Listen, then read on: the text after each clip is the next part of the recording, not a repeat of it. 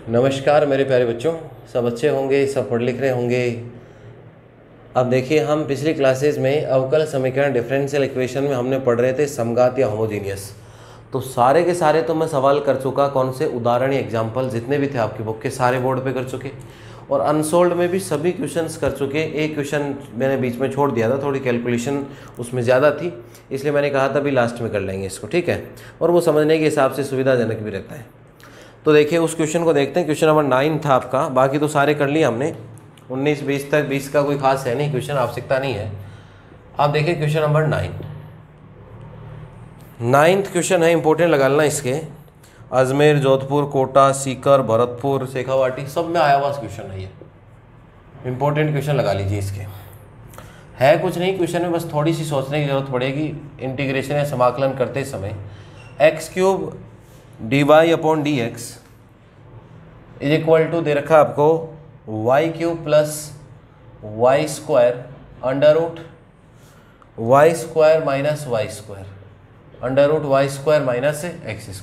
देखिए सवाल को कह रखा है कि हल कीजिए या सॉल्व इट। क्या कह रखा है बच्चों? हल करो या क्या करना है, इसको सॉल्व करना। हल कीजिए या सॉल्व इट। देखो बोर्ड पे देखना, बाद में लिखना।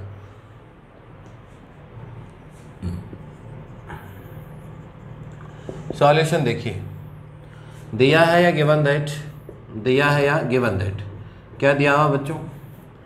x³ dy अपॉन कितना हो गया dx is equal to y³ plus y² under root y² minus कितना हो गया x²। मैं आपको बार बार कह रहा हूँ, शुरू से कह रहा हूँ इस चैप्टर के पहली क्लास से, कि जब भी कोई क्वेश्चन करोगे आप dy अपॉन dx बना के ही करना है, जिससे कि मेथड कौन सा लगेगा वो सारी चीज़ें स्थिति क्लियर हो सके, ठीक है। तो यहाँ से देखिए हम बनाएंगे इसका dy अपॉन dx। क्या बनाएंगे? dy upon dx। ये हो गया y³ plus y² under root y² minus x² upon ये कितना हो गया आपके पास x³। अब देखिए अभी तक हम कितने मेथड पढ़ के आए? 2 मेथड, चर पृथक्करण वेरिएबल सेपरेशन, और दूसरा मेथड हम पढ़ के आए समघात या होमोजीनियस। तो चर पृथक्करण या वेरिएबल सेपरेशन में y dy के पास सेपरेट हो जाते हैं और x dx के पास सेपरेट कर लेते हैं, यही पढ़ के आए अपन। लेकिन जब यहाँ से मैं देखूंगा तो ये y और ये y निकल के dy के पास चले जाएंगे क्या? नहीं जाएंगे। तो जब नहीं जाएंगे तो क्या होगा मेरे बच्चों?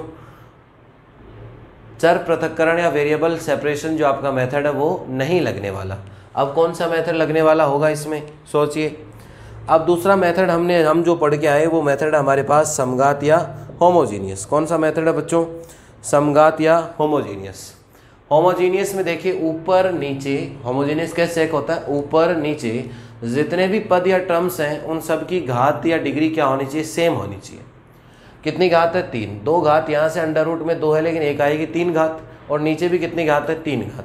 तो टोटल कितनी घात हो गई? सबकी 3 घात। तो कितनी घात का समघात हो गया? ये 3 घात का समघात बन गया आपके पास। दे दीजिए इसको equation number first.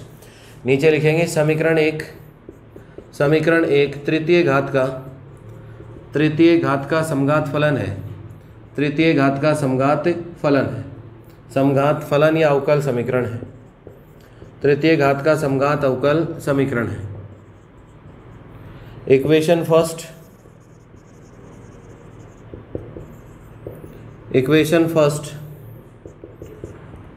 Is third degree homogeneous differential equation. जब कोई भी क्वेश्चन समघात या होमोजीनियस बन जाता है तो उसमें हम क्या मान के चलते हैं? y equal to vx। क्या कंसीडर करके चलते हैं? माना कि या कंसीडर y इक्वल टू कितना कंसीडर करते हैं? vx। इसको दे दीजिए इक्वेशन नंबर 2। इसके बाद dy अपॉन dx भी मानते हैं, वो होता है v plus x dv upon कितना होता है? dx। इक्वेशन नंबर कितना हो गया? 3rd। x का किया 1 हो गया, v का किया dv अपॉन dx हो गया। अब क्या करते हैं बच्चों? इक्वेशन और समीकरण नंबर जो आपके पास 2 और 3 है, उस समीकरण 2 और 3 की वैल्यू हम किस में रखेंगे? 1 में रखेंगे। समीकरण 2 3 का मान किस में रखेंगे? 1 में।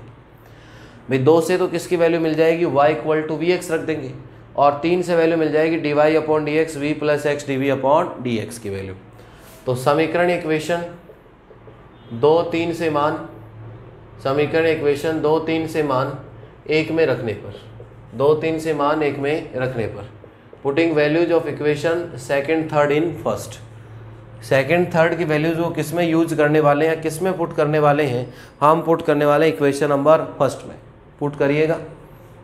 देखो dy अपॉन dx की जगह देखिए थर्ड से ये हो जाता है v plus x dv upon कितना d। समझिए एक बार, बाद में लिखना भाई, कोई नहीं लिखेगा एक बार, ठीक है, पहले समझ लो चीज़ों को, इसके बाद आप लिखिएगा इनको अच्छे से। ये हो गया v plus x dv upon कितना हुआ आपके पास dx। अब जहाँ जहाँ आपको y दिखता है उसकी जगह कितना रखना है vx। अरे भाई जहाँ जहाँ y दिखता है उसकी जगह कितना रखने वाले vx। तो ये हो गया आपके पास v क्यूब और यहाँ से हो गया x cube plus v square x square under root, ये हो गया आपके पास v square x square minus x square, नीचे देखो तो मेरे बच्चों कितना है एक्स क्यूब, यही बना अपने पास। ऊपर देखिए एक्स क्यूब एक्स स्क्वायर, अंदर से एक्स स्क्वायर कॉमन आएगा, बाहर कितना होगा एक्स एक्स एक्स कितना हुआ एक्स क्यूब, एक्स क्यूब से एक्स क्यूब ऊपर नीचे क्या होने वाला है कैंसिल, ऊपर नीचे क्या होने वाला है कैंसिल कर दीजिए। कैंसिल किया तो ये बन गया v प्लस एक्स, ये हुआ अपने पास dv upon d x, that is equal to v cube plus कितना हुआ v square under root v square minus 1 और नीचे एक्स क्यूब से एक्स क्यूब कट गया तो नीचे कुछ नहीं बचा। अब हम सीख के आए पीछे की क्लासेज में कि v के पद या टर्म सारे क्या करते हैं एक जगह, सारे पद कहाँ लिखते हैं एक जगह लिखते हैं मेरे बच्चों। तो एक जगह अगर इसको लिखना चाहें तो ये बनेगा x dv अपॉन कितना होगा dx इज इक्वल टू, ये हो गया v cube plus v square, ये हो गया under root v square minus 1 और ये कितना हुआ आपके पास माइनस वी, यही बना अपने पास। अब देखिए ये इधर भेज दिया इसको, ये सारे के सारे पद किसके हो गए v के, यहाँ से लेके यहाँ तक पद किसके हो गए v के। ये v वाले पदों को किसके पास लाना है dv के पास, तो नीचे लगेंगे इधर से आके और dx और x दूसरी साइड चला जाएगा। तो देखो ये बना मेरे बच्चों dv अपॉन, ये हो गया v cube plus v square under root v square minus 1 और ये हो गया आपके पास minus v is equal to, ये हो गया आपके पास dx अपॉन कितना हुआ x। अब ये इधर सारे के सारे पद या टर्म्स किसके हैं v के और इधर सारे के सारे पद या टर्म्स किसके हैं x के। तो दोनों पक्षों में क्या ले सकते हैं समाकलन, दोनों पक्षों में क्या ले लेंगे समाकलन, दोनों पक्षों में इंटीग्रेशन या समाकलन लेने पर, दोनों पक्षों में समाकलन लेने पर, taking integral in both sides.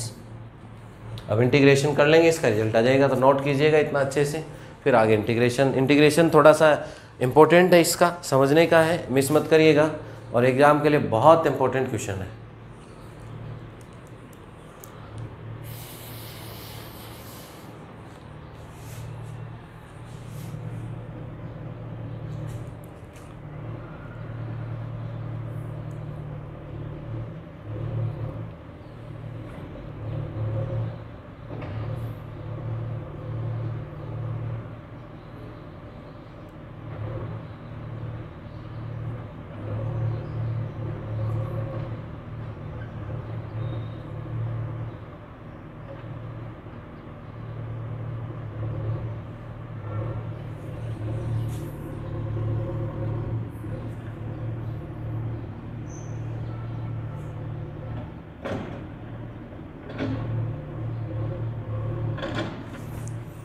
देखिए बच्चों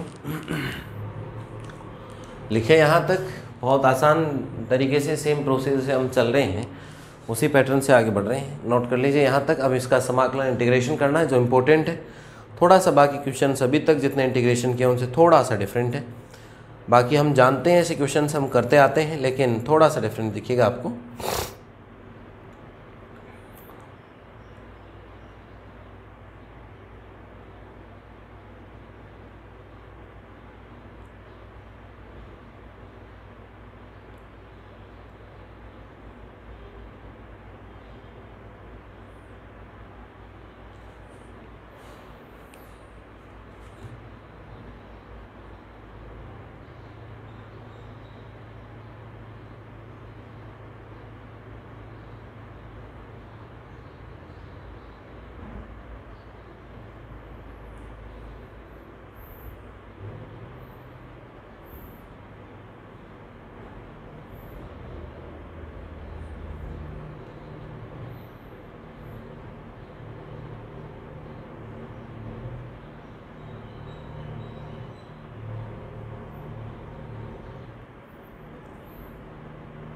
लिखा सब बच्चों ने? अब देखो इसी क्वेश्चन को आगे बढ़ाते हैं, बढ़ाए आगे। अब देखो इंटीग्रेशन करते हैं इसका, समाकलन इंटीग्रेशन लेके चलेंगे और उसको सोल्व करना है।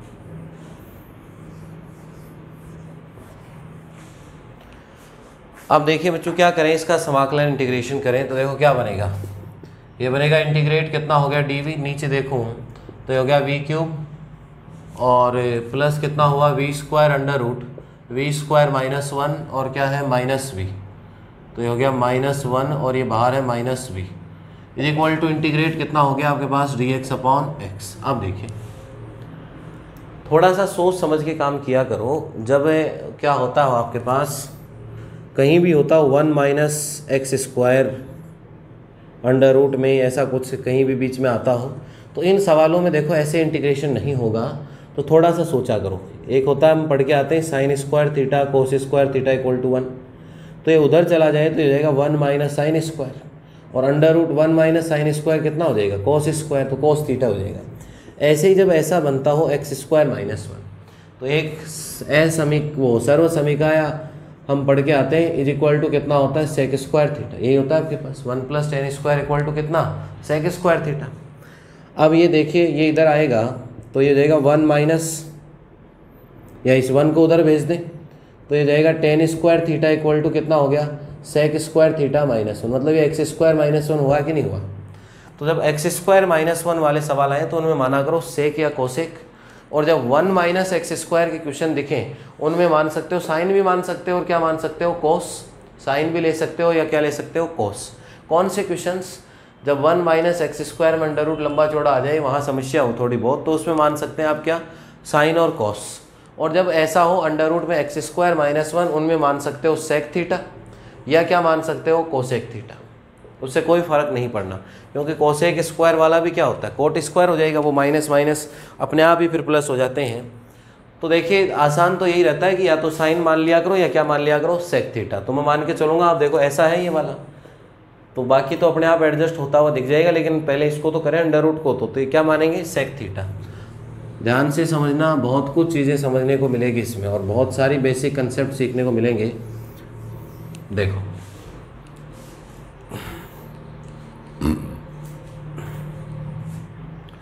हमने मान लिया v इज इक्वल टू कितना माना सेक थीटा, तो d v is equal to कितना हो गया सेक थीटा टेन थीटा और इनटू कितना होगा d theta, v equal to sec theta, तो d v equal to sec theta tan theta into कितना होगा डी थीटा, यही हुआ अपने पास।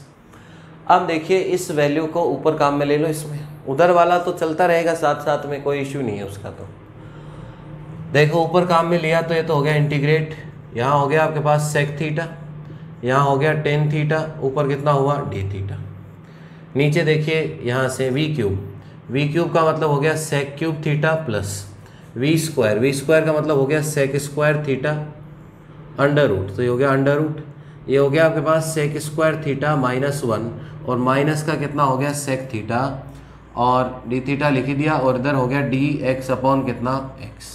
समझ में आया? अभी सबको पूरे स्टेप लिख रहा हूँ, कोई भी कैलकुलेशन डायरेक्ट नहीं कर रहा हूँ, क्योंकि फिर मैं जानता हूँ कि अपने फिर समझ में नहीं आई, इसलिए सारी स्टेप में लिख के चल रहा हूँ। ठीक है बच्चों, अब देखो इसको सोल्व करने की कोशिश करो। क्या करें इसको सोल्व करने की कोशिश, कैसे होगी वो, यहाँ से देखिए ये हो गया इंटीग्रेट, ये हुआ आपके पास सेक थीटा टेन थीटा और ये बन गया आपके पास डी थीटा। नीचे देखिए बच्चों ये तो हो गया sec cube theta plus sec square theta minus one tan square और अंडर रूट हटेगा तो टेन थीटा और माइनस कितना हो गया आपके पास सेक थीटा और इज इक्वल टू इंटीग्रेट ये कितना हुआ डी एक्स अपॉन एक्स, यही बना हमारे पास।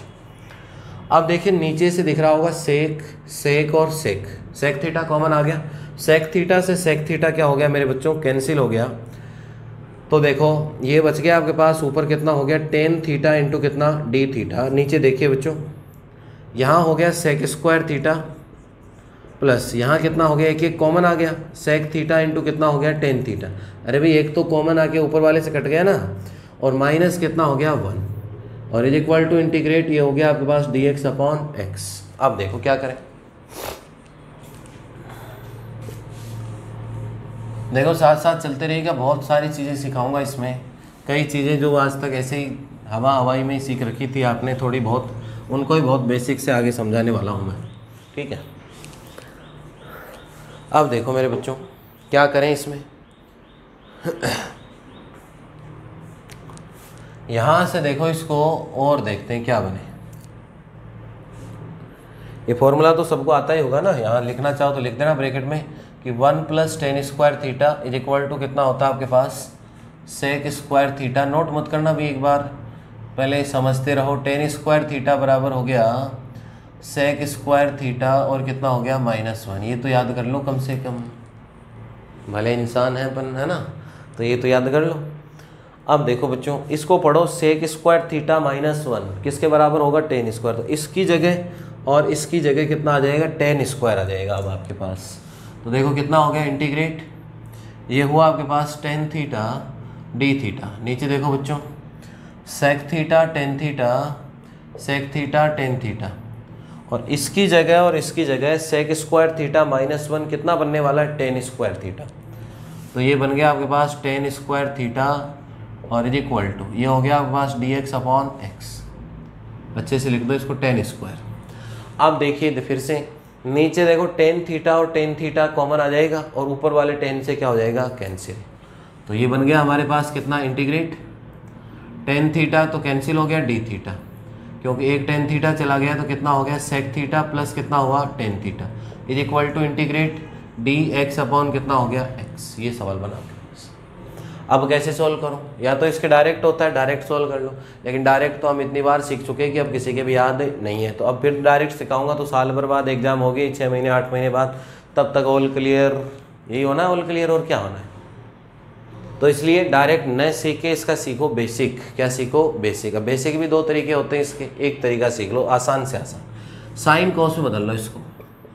तो ये हो गया आपके पास डी थीटा, यहाँ से देखिए ये हो गया 1 अपॉन कॉस थीटा, और tan होता है मेरे बच्चों साइन थीटा बटे कितना होता है cos theta is equal to कितना होगा dx अपॉन कितना हुआ x, कितना हुआ dx अपॉन x। यहाँ से देखिए एलसीएम लिया तो cos थीटा चला गया ऊपर, ये हो गया cos थीटा d थीटा मेरे बच्चे, और नीचे हो गया 1 प्लस कितना हुआ sine theta is equal to dx upon कितना होगा x।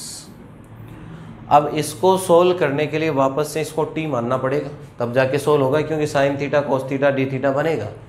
तो यहाँ देखो क्या मानना पड़ेगा हमें 1 plus sine theta is equal to कितना मानना पड़ेगा t।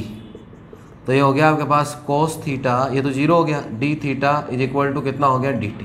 ये वैल्यू इसमें रखेंगे और इंटीग्रेशन करेंगे। नोट कीजिए भली भांति, एक एक स्टेप समझ के नोट करो बेटा फटाफट।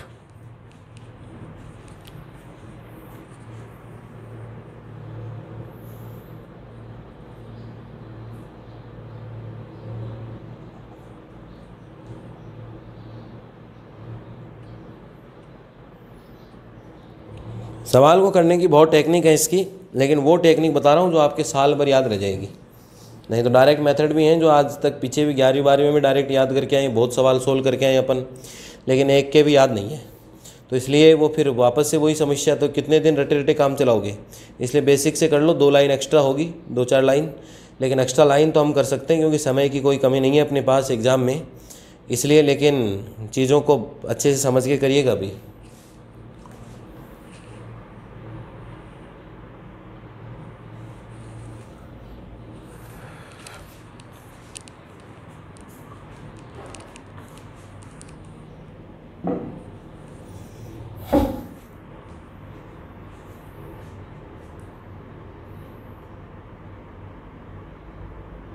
तो नोट कर लो सब बच्चे सारी चीज़ों को, जब भी पढ़ें तो कोई समस्या नहीं हो अपने।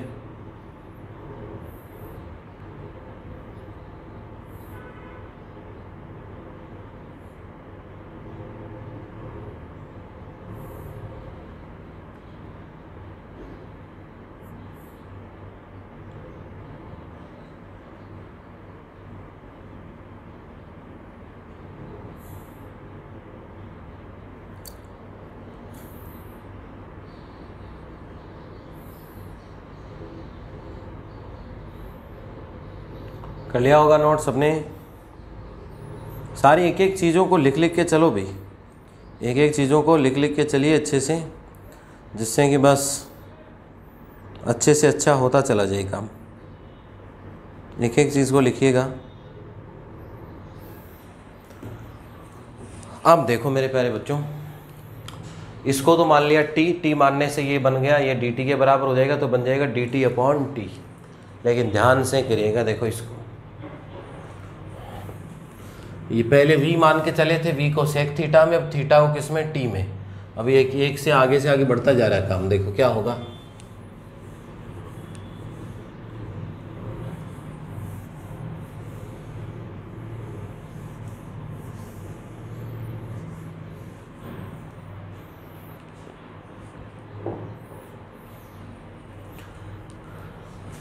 देखिए बच्चों क्या बनेगा आपके पास, ये तो हो गया डी टी और अपॉन कितना हो गया t is equal to d x upon कितना हुआ एक्स। यही हुआ मेरे बच्चों, डी टी अपॉन टी, और ये कितना हुआ डी एक्स अपॉन एक्स। यहाँ से देखिए ये तो हो गया मेरे पास log t is equal to, ये कितना हुआ आपके पास लॉग एक्स, और प्लस कितना हुआ आपके पास लॉग सी। यही बना मेरे पास, ठीक है।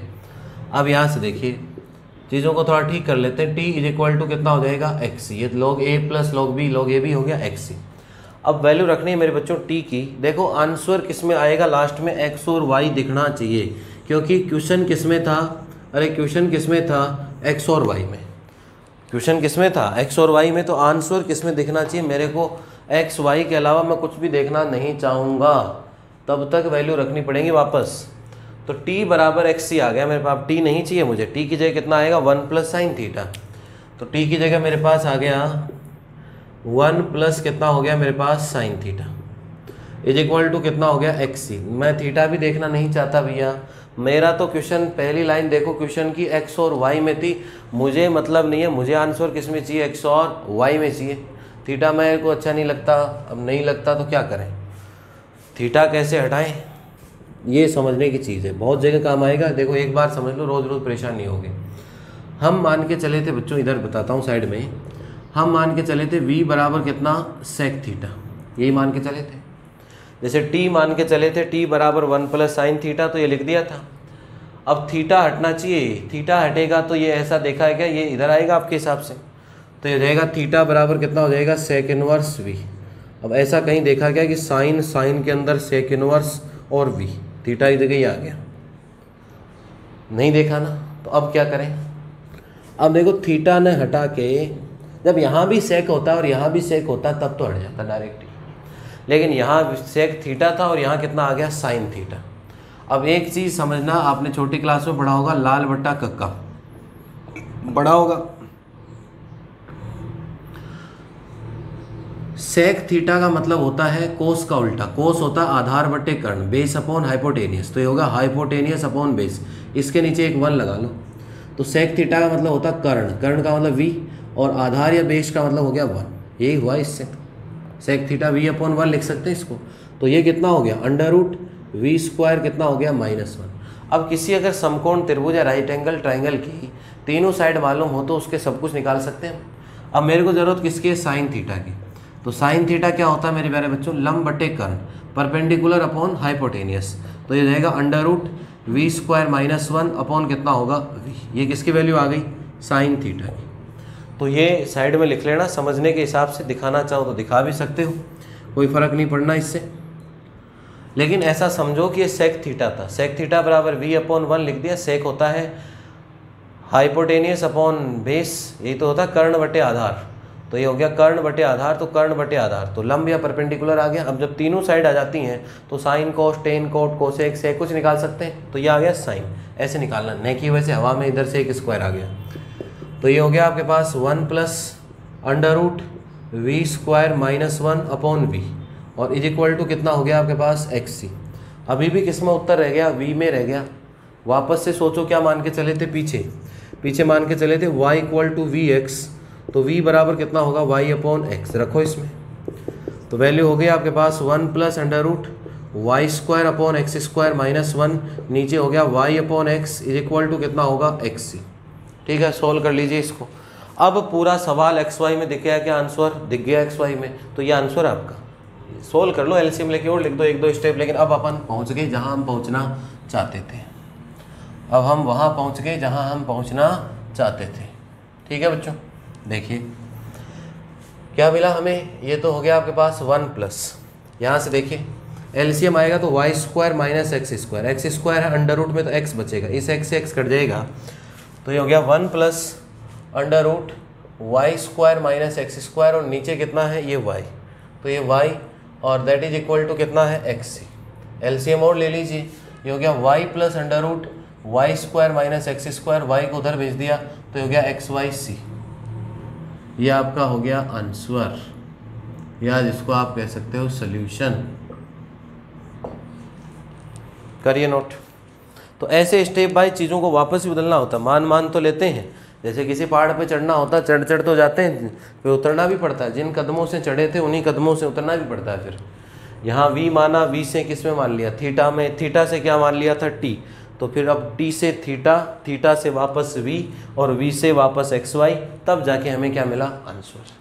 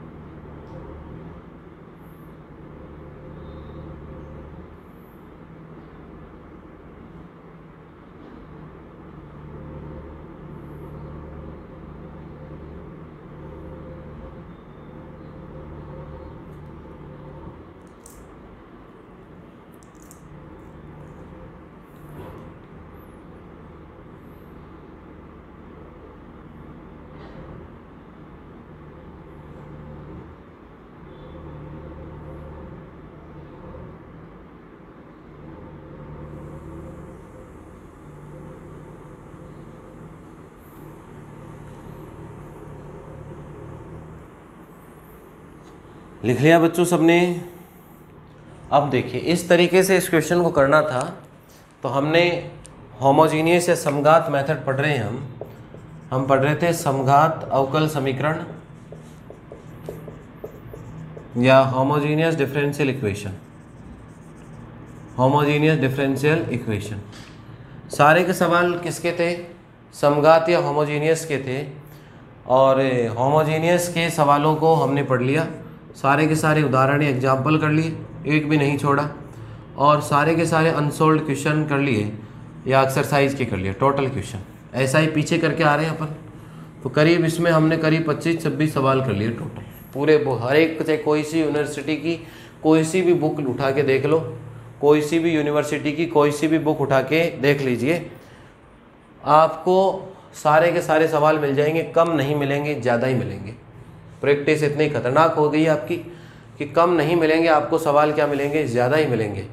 समघात या होमोजीनियस के टोटल उदाहरण कर लिए, सारे के सारे हमने अनसोल्व कर लिए, या एक्सरसाइज के जितने भी क्वेश्चन थे वो सारे क्वेश्चन कर लिए। ये लास्ट क्वेश्चन ये मैंने बताया था थोड़ा बड़ा होगा, अलग होगा तो बाकी सबसे, तो इसलिए इसको भी हमने सॉल्व कर लिया, और बाकी जितने भी क्वेश्चन थे टोटल के टोटल क्वेश्चन हमने सॉल्व कर लिए। ठीक है बच्चों, अब देखिए इसके बाद जो हम आगे पढ़ने वाले हैं वो कौन से सवाल आएंगे, किस तरीके के क्वेश्चंस आएंगे आगे। जैसे अभी तक तो 2 पढ़ के आए, एक तो कौन सी विधि पढ़ ली, चर पृथक्करण विधि। नहीं पढ़ी वो पीछे क्लासेस दोबारा पढ़ लेना बच्चों, जिन्होंने नहीं अटेंड करी हो, सारी क्लासें मिल जाएंगी। वेरिएबल सेपरेशन, वेरिएबल सेपरेशन के बाद अब हम पढ़ चुके समघात या होमोजीनियस। अब जो आगे हम पढ़ने वाले हैं वो सवाल पढ़ेंगे जो समघात तो बन जाए लेकिन थोड़ी बहुत कमी ज़्यादा रह रही है उसमें। क्या बन जाए आपके पास, समघात या होमोजीनियस तो बन जाए, लेकिन होमोजीनियस बने, लेकिन होमोजीनियस बनने में थोड़ा बहुत कम ज़्यादा रह रहे हैं। थोड़े बहुत क्या रह रहे हैं बच्चों, कम ज़्यादा। अब कम ज़्यादा का मतलब क्या हुआ, कम ज़्यादा का मतलब क्या हुआ, देखो कैसे तो सोल्व करना है। कैसे, जैसे मान लो ये सवाल है dy/dx इक्वल टू, ये लिखा हुआ आपके पास x + y और नीचे लिखा हुआ x - y। ध्यान से समझना मेरी चीज़ों को। ये सवाल मुझे बताइए कि होमोजीनियस है या नहीं है, समघात है या नहीं है। तो ये सवाल होमोजीनियस है, 1 पावर 1 पावर 1 पावर और 1 पावर, सबकी कितनी घात है, 1 1 घात है, तो 1 घात का समघात हो गया, फर्स्ट डिग्री होमोजीनियस हो गया आपके पास। ये 1 घात का समघात है। अब अगर इसी सवाल में यहाँ कोई जोड़ दे +1, यहाँ कोई लगा दिया -1, अब ये समघात है क्या, अब ये होमोजीनियस है क्या, नहीं है भैया। यहाँ 1 पावर, यहाँ 1 पावर, लेकिन यहाँ xy की 0 पावर है, यहाँ 1 पावर, यहाँ 1 पावर, लेकिन यहाँ xy की कितनी पावर, 0। तो सबकी घात समान हुई क्या, नहीं हुई। तो इन कांस्टेंट के कारण थोड़ा सा काम बिगड़ गया। अगर ये हटा दूँ इतना +1 और -1, तो ये इतना इतना भाग तो क्या है, अरे इतना इतना भाग तो क्या है, समघात। ठीक है, तो अभी तक जो क्वेश्चंस हम पढ़ के आए वो तो ये वाले पढ़ के आए। अब जो पढ़ेंगे ये ऐसे क्वेश्चंस आएंगे, इनमें थोड़ा सा एक्स्ट्रा काम करना पड़ेगा। पहले इनको बनाएंगे समघात या होमोजीनियस, कुछ मान के, कुछ जोड़ के, कुछ घटा के, और समघात या होमोजीनियस बनाने के बाद वही मेथड y = vx मान के चलना है, सेम प्रोसीजर। तो इनको कहते हैं समघात में समानयन। किसी को एक दूसरे में कन्वर्ट करते हैं उसको कहते हैं समघात में समानयन। तो समघात में क्या करेंगे हम, समानयन करेंगे इनका, समघात में इनको रिड्यूस करेंगे, रिड्यूसिएबल टू होमोजीनियस पढ़ेंगे हम। तो वो पढ़ने वाले हम आगे, और बाकी देखते हैं। ठीक है बच्चों।